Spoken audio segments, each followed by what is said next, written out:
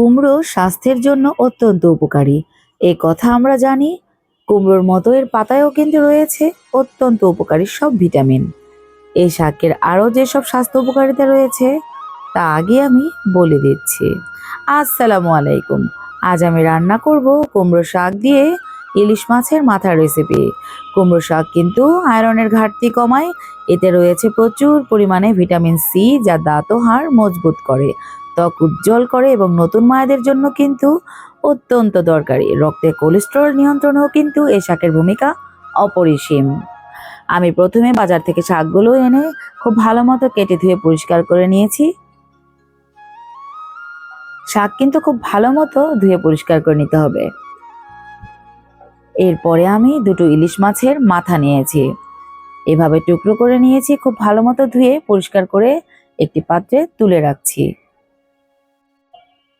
নিয়েছি হলুদ গুঁড়ো, মরিচ গুঁড়ো আর নিয়েছি ধনে গুঁড়ো। নিয়েছি আদা রসুন বাটা এবং কাঁচামরিচ বাটা। মশলার পরিমাণটা বলছি না, কারণ এক এক রকম এক এক জনের পছন্দ। নিয়েছি পেঁয়াজ কুচি এবং রসুন কুচি। রসুন কুচিটা অবশ্যই একটু বেশি পরিমাণে নিতে হবে। কুমড়োর ডাঁটাগুলো কিন্তু আমি আলাদা করে তুলে রাখছি, আর শাকগুলোকেও আলাদা একটি পাত্রে তুলে রেখেছি। চুলোয় একটি প্যান বসিয়ে তাতে আমি দিয়ে দিচ্ছি পরিমাণ মতো রান্নার তেল। তেলটা গরম হয়ে এলে তাতে আমি দিয়ে দিচ্ছি পেঁয়াজ কুচি এবং রসুন কুচি। রসুনটা বেশি দিতে বলেছি এই জন্য যে কোনো শাকের রেসিপিতে কিন্তু রসুনটা একটু বেশি দিতে হয়, এতে টেস্ট অনেক গুণই বেড়ে যায়।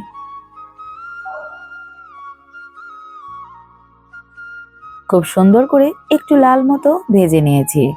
এরপর এতে আমি দিয়ে দিয়েছি গুঁড়ো মশলাগুলো, দিয়ে খুব ভালোভাবে নেড়ে চেড়ে ভেজে নিচ্ছি। 1 থেকে 1.5 মিনিট মতো ভাজা হয়ে গেলে এতে আমি দিয়ে দিব আদা রসুন বাটা এবং কাঁচামরিচ বাটা। আপনারা চাইলে এখানে কাঁচামরিচ বাটাটা না দিয়ে আস্ত কাঁচামরিচ বা চিড়ে কাঁচামরিচও দিতে পারেন।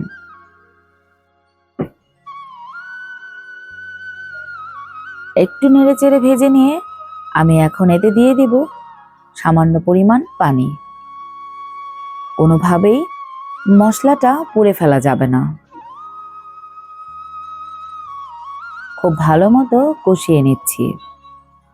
তেলটা উপরে ভেসে উঠলে আমি এখন এতে দিয়ে দিব সামান্য পরিমাণ লবণ।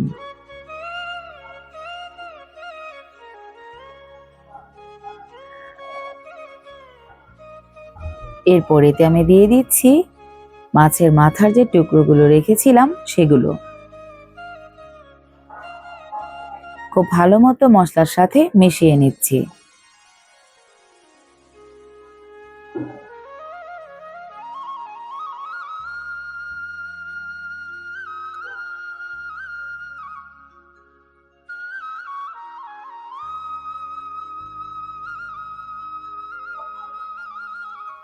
এরপরে আমি খুবই অল্প সময় 3 থেকে 4 মিনিট মতো ঢেকে রাখছি।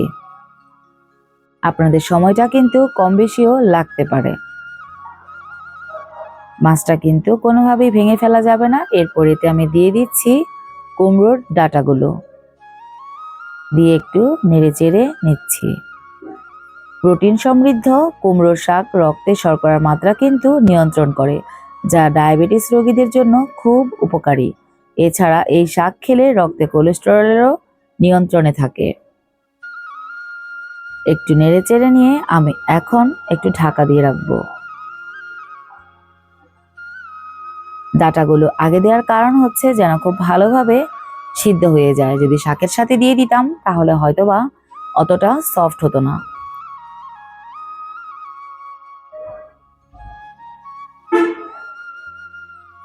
আর তাছাড়াও এই রংটাও কিন্তু থাকবে দারুণ সবুজ।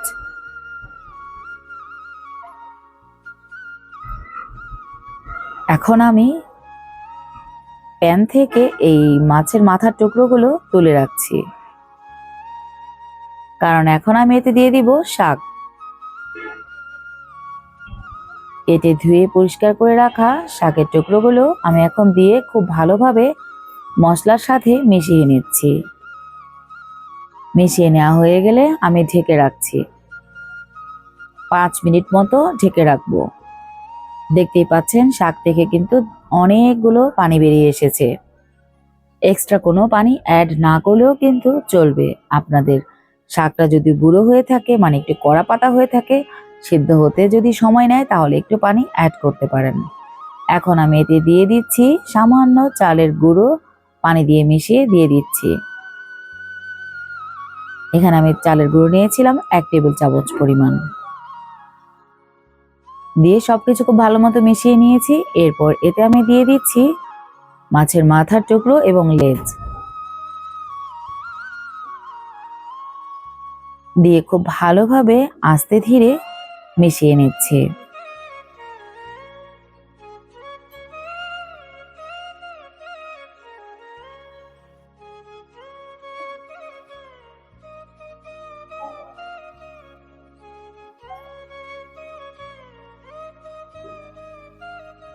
অবশ্যই কিন্তু লবণটা একবার চেখে দেখবেন, এতে যেন কোনোভাবেই ভুল না হয়।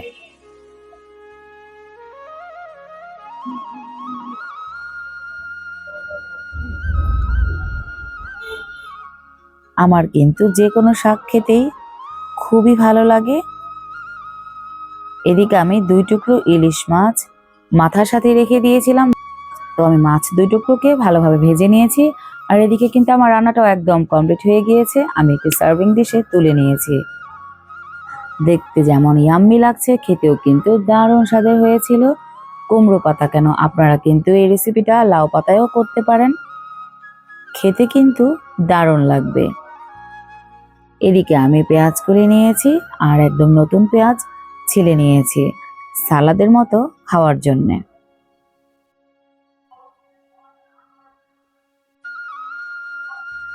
আলহামদুলিল্লাহ অনেক ভালো হয়েছিল খেতে। আশা করি আমার রেসিপিটি ভালো লেগেছে। আর সেম রেসিপি দিয়ে কিন্তু আপনারা চিংড়ি মাছ দিয়েও করে খেতে পারেন, বা যে কোনো মাছ দিয়েই করে খেতে পারেন। ভালো লাগলে সাবস্ক্রাইব করবেন, আমার জন্য দোয়া করবেন। আসসালামু আলাইকুম।